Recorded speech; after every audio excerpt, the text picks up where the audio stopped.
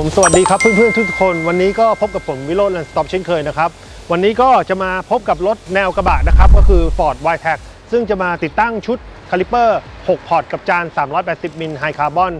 คันนี้มีอะไรพิเศษเดี๋ยวเราจะตามมาชมกันเลยนะก็คือพิเศษอยู่ที่ล้อครับระยะของล้อเนี่ยค่อนข้างลึกถามว่าการติดตั้งนี่ยากไหมยากแต่เราก็สามารถที่จะทำการติดตั้งลงในล้อที่มีความลึกเป็นพิเศษนี้ได้ครับเดี๋ยวเพื่อนๆมาตามชมกันว่าจะมีความพิเศษยังไงในรถคันนี้บ้างเชิญชมครับ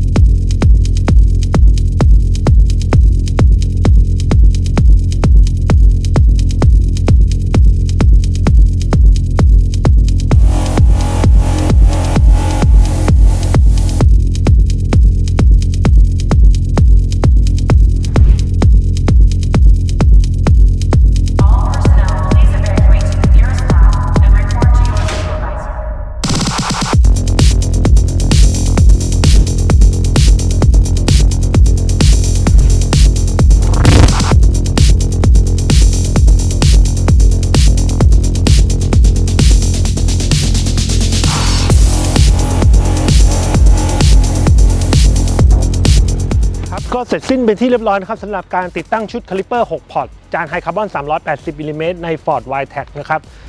ถามว่าฟีลลิ่งเบรกเป็นไงก็อย่างที่เพื่อนๆเห็นเมื่อสักครู่เนี่ยครับก็คือผมรู้สึกว่าเบรกได้อย่างมั่นใจในระยะที่เหมาะสมนะครับก็ฝากเพื่อนๆติดตามชมคลิปดีๆของการติดตั้งชุดคาลิเปอร์ในรถรุ่นต่างๆได้ทาง Land Stop Channel ของเรานะครับผมสำหรับวันนี้ผมลาไปก่อนครับผมสวัสดีครับ